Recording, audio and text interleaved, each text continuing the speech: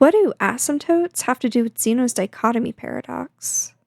In case you missed it, Alex O'Connor made a video with ChatGPT about a variation of Zeno's dichotomy paradox, in which he's very concerned about his ability to clap his hands if he must first pass infinitely many halfway points in order to do so.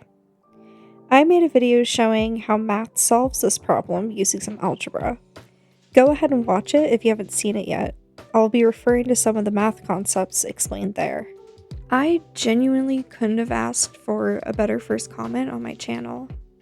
Kippy9974, sorry if that's a mispronunciation, asked, "Well, the math you've outlined makes sense. How does this hold true with the idea of asymptotes? I was taught in high school that they continue infinitely while approaching zero, and that seems very similar to what's being discussed in this paradox. What difference is there between these two problems in which we can eventually reach a finite number in Zeno's problem, but not in an asymptote?" Thank you so much for such a thoughtful question. Kippy is right, these concepts are related. In my last video, I talked about Alex needing to move his hands half a meter in order to clap.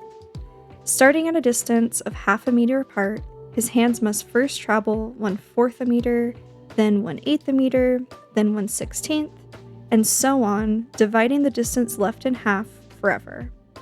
He really must pass infinitely many halfway points to bring his hands together. This creates a kind of intuitive paradox. How can you complete infinitely many steps just to travel a finite distance? But it turns out that when you add all infinitely many of those distances together, the sum is exactly 1/2. Which makes sense. Alex needed to move his hands half a meter to clap. I used algebra to show that result before, but the question Kippy asked is going to require some calculus to answer. I'm going to be talking about exponents a lot in this video. In particular, the fact that when you multiply two terms with the same base, you add the exponents, and anything to the power of 0 is 1. If you're a little rusty on exponent rules, it might help to check out the Khan Academy video that I linked in the description below. Let's consider the function 1/4 times 1/2 to the power of x. This function is directly related to the situation that Alex describes. The 1/4 comes from the first step in the problem, that his hands must first pass the point where they're 1/4 a meter apart. Then, at each step, he continues to divide the distance in half, which is where the 1/2 comes from. Exponents represent repeated multiplication, so the x represents how many times we've halved the distance. We can see from the graph that as we move further to the right, the y values of the function get smaller and smaller. They get closer and closer to 0, but never quite reach it. Like that one bro and his crush. In this case, the function is like the bro.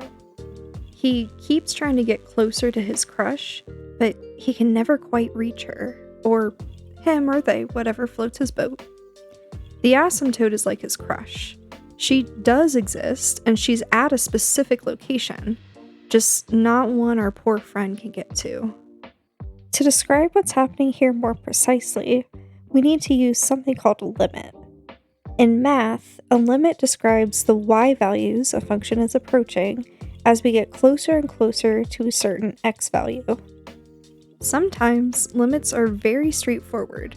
For example, let's look at the limit of the function 1/4 times 1/2 to the power of x as x approaches 0.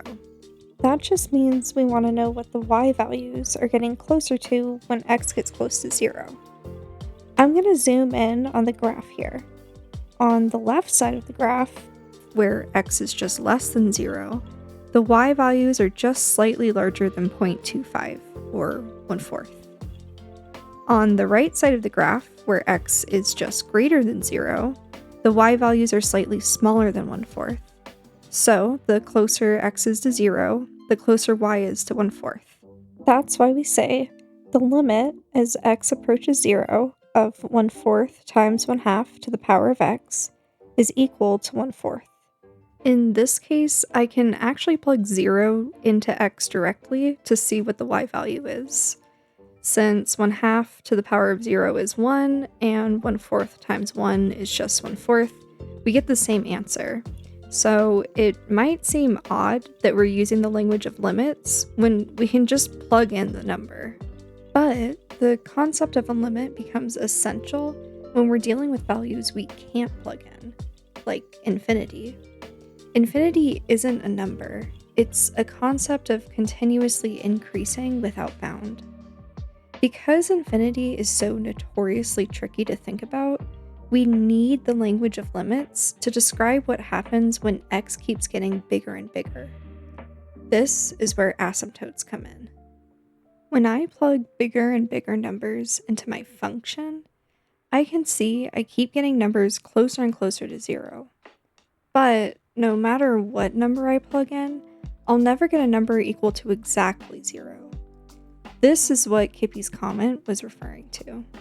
However, if I take the limit of my function as x approaches infinity, I do get an answer of exactly 0. Just like how the infinitely many steps in Zeno's paradox have an exact finite answer. This is represented by a horizontal asymptote, y equals 0. Let me plot that on Desmos. We can see on the graph that the function gets closer and closer to that dashed line, but never touches. Even though the function never touches 0, the asymptote is at 0. There's no language of close or approaching when we talk about the asymptote itself. This is actually exactly how asymptotes are defined. If the limit of a function as x approaches infinity is equal to some finite number, then we say that there's a horizontal asymptote at that value.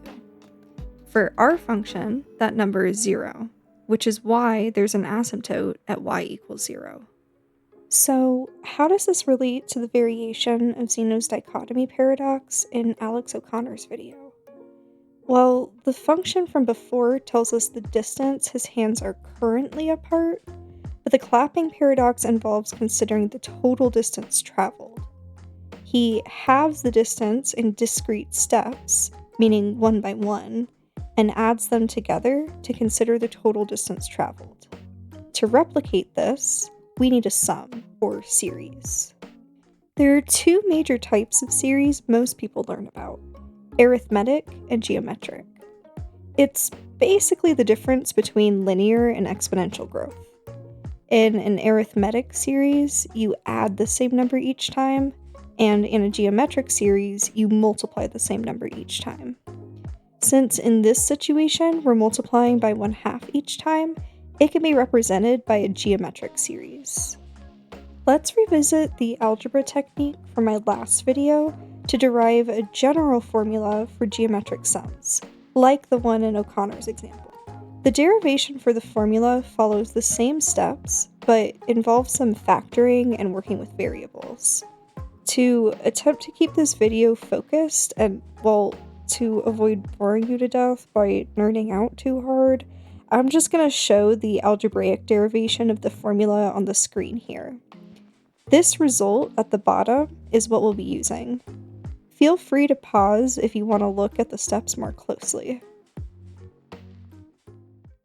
This is the geometric series formula. A sum 1, or we can just call it A1, represents the first term in the series. R represents the number being multiplied each time, and N represents the term number. If I sum the first n terms of any geometric series, I can just use this formula to find the total, no need to add them up by hand. For example, if I want to know how far Alex's hands have moved after the 4th step, I can plug in 1/4 for A, since first he moves his hands 1/4 a meter, then plug in 1/2 for R, since at each step he multiplies the distance by half, and I can plug in 4 for N, since I want to know the distance he's traveled after the 4th step. I can plug this expression into a calculator like Desmos, and I get 0.46875. I can also check that I get the same answer by just adding the first 4 terms manually, and yep. To move the entire distance, Alex must complete infinitely many steps. So n would need to be infinity here. But like we talked about before, I can't just plug infinity into my problem the same way I was able to plug in 4. So apparently Desmos will let you plug infinity into this expression, but that's not proper math. I don't know if it's doing a limit behind the scenes, or maybe it's doing some sort of weird computational approximation. You don't care. This is where limits come in. I need to take the limit of my formula as n, the term number, approaches infinity. With all the symbols and fractions, this might look scary, but we've actually already evaluated the hard part. Let's distribute that 1/4 in the numerator. I end up with 1/4 minus 1/4 times 1/2 to the power of n. The only part of this expression that has an n in it is that second bit here. Does it look familiar? We've already evaluated this limit when we looked at the function 1/4 times 1/2 to the power of x. Remember, we found that as the variable in the exponent approaches infinity, the limit of this function is equal to exactly 0. So now my formula has 1/4 minus 0 on top, which is just 1/4. On the bottom, I have 1 minus 1/2, which is just 1/2. And 1/4 divided by 1/2 is equal to 1/2. That's the right answer. Alex's hands started at a distance of 1/2 a meter apart. This is another way to show that even when we think about splitting up Alex's movement into infinitely many half steps before he can clap his hands, math still tells us that the answer is whatever the original distance is. You might see why I chose to use algebra instead of calculus in my last video. This method takes a bit more mathematical heavy lifting. Thank you so much for the question, Kippy.